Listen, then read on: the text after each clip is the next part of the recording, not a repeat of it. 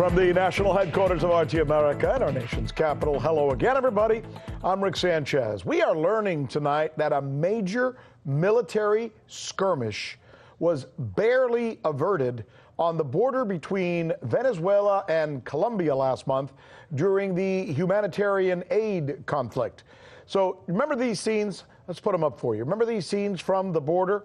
Well, according to reports today, on Bloomberg, some 200 Venezuelan armed exiles joined U.S. officials and Venezuelan opposition leader Juan Guaido in an attempt to crash the border into Venezuela by driving back the Venezuelan National Guardsmen who were blocking the bridge. So this battle that could have ensued was averted, by the way, not by U.S. officials, but rather by Colombian officials, who got word of the plans and immediately interceded and just put a stop to the whole thing. They didn't want it. They wanted no part of it. The possibility of that type of armed intervention, albeit small in scope, shows just how dicey this situation in Venezuela can get. And it also shows the U.S.'s resolve to push Nicolas Maduro out. All of this happening under the apparent auspices of U.S. envoy Elliott Abrams, who's been assigned the job of essentially kicking Maduro out. But Abrams now has his own battles to contend with, as dozens of survivors of genocides have come forward to demand that Abrams be removed from the U.S. Holocaust Museum's Conscience Committee. In fact, we have it here. Here's part of the letter that's been written. It says, "We cannot fathom how Abrams, a proven supporter of some of the world's most nefarious perpetrators of genocide and mass murderers for nearly 40 years, could be a member of the U.S. Holocaust Memorial Council." We have two reports tonight. We're also going to be joined by a member of the Ron Paul Institute here on the News with Rick Sanchez, where we believe it really is time to do news again. Joining us now to further discuss this is Daniel McAdams. He's with the Ron Paul Institute. Boy, I'll tell you, I don't know where to start with this Venezuela story, but let's go with the story that we're reporting tonight, the one that's also being reported by Bloomberg News, and that's 200 exiles armed were on the border at the end of last month in what was supposed to be a clash or a skirmish with Maduro forces, and apparently the only reason that was stopped was when the Colombian authorities heard about it and went in there and said, no, this is not going to happen. But boy, you really can't imagine what that could have triggered. What's your reaction to this news? Well, Rick, can you say Bay of Pigs? Because that's exactly what it sounded like to me when I read about it today. It's really incredible. They were trying to do this whole thing sub rosa. Don't let the Colombian government know that you've got 200 heavily armed people that are going to storm the border into Venezuela.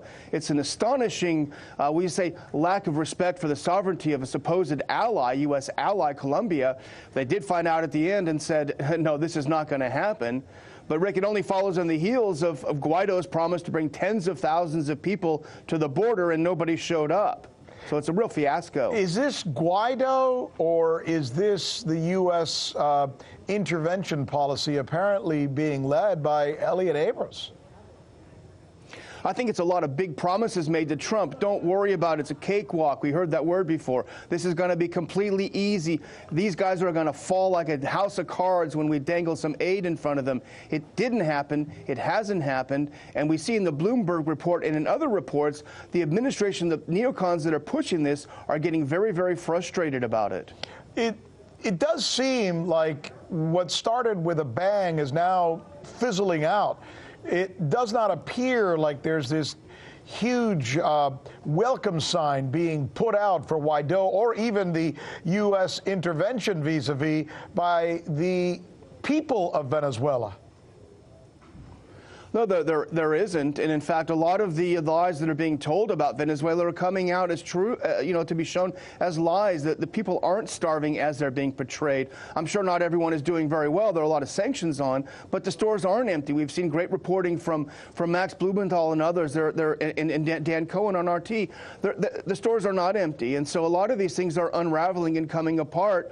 Guaido is not turning out to be the great leader they thought. He wanted to take his European tour as the head of state. In the U.S., his handlers in the U.S. CIA said, hang on, you better go back to Venezuela and try to face the music. I wonder what you make of this report that's been circulating here for the past several days as well regarding Elliot Abrams.